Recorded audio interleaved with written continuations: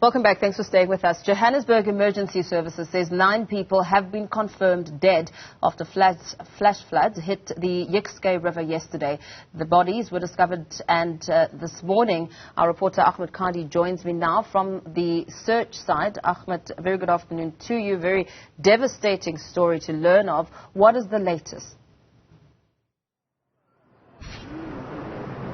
Thanks very much, Mpo. Well, the biggest takeaway that we have seen over the last 30 minutes or so was forensic services coming through with their vehicles, but lots of family members have gathered around the Joint Operations Center here at the Santon Fire Station just off Grayston as well.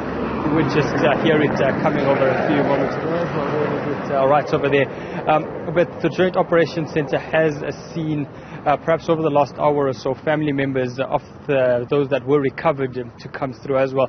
And it was a very somber and depressing mood about 20 minutes ago when many of these family members actually went into the Joint Operations Center here to actually identify the bodies. Those were absolutely devastating visuals coming out of those members. You can only understand what those family members must be going through at a time such as this one, going out to pray on an evening such as last night between 3 and 6 p.m.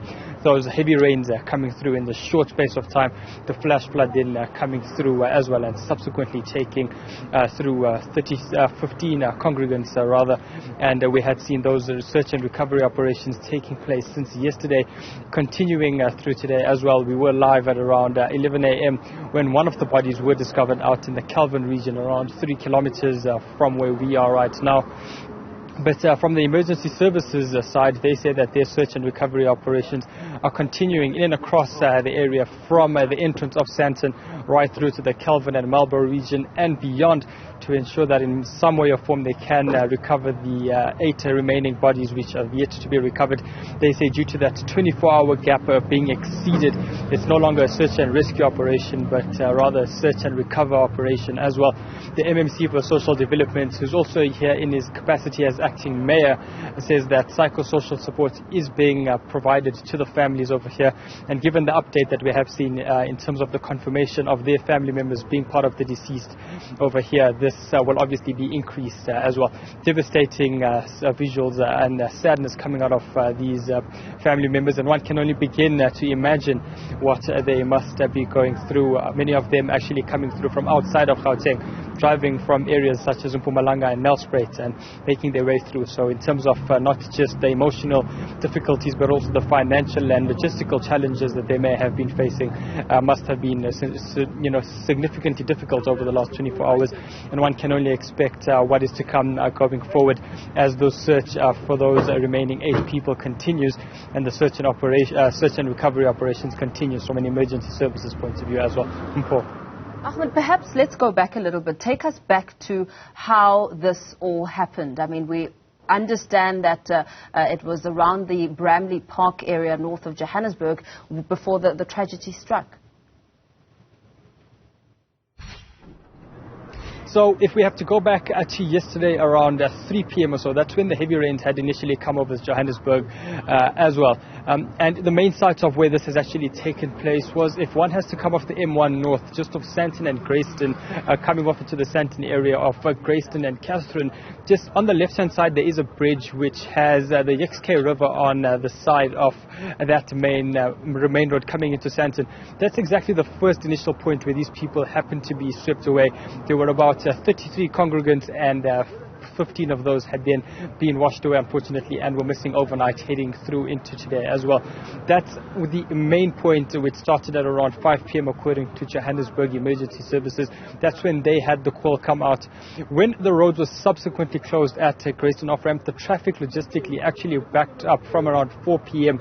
or so from there on in, from Santon's Grayston off-ramp right through until Killarney as well. So from a traffic point of view, we had about a 5 to 6 kilometer backlog of traffic traffic yesterday as well. Once those operations had taken place from around 6 p.m. yesterday evening, they carried on right through until 10 p.m. and between that period we had seen 2 bodies recovered overnight as well. Around 10 p.m. those operations needed to be suspended due to visibility and safety concerns for search and recovery officials from the Emergency Services Department. Recovery operations continued this morning at the break of dawn. Newzroom Afrika was present at the site where one particular body was recovered as well, bringing the confirmed total up to 3 at that particular time.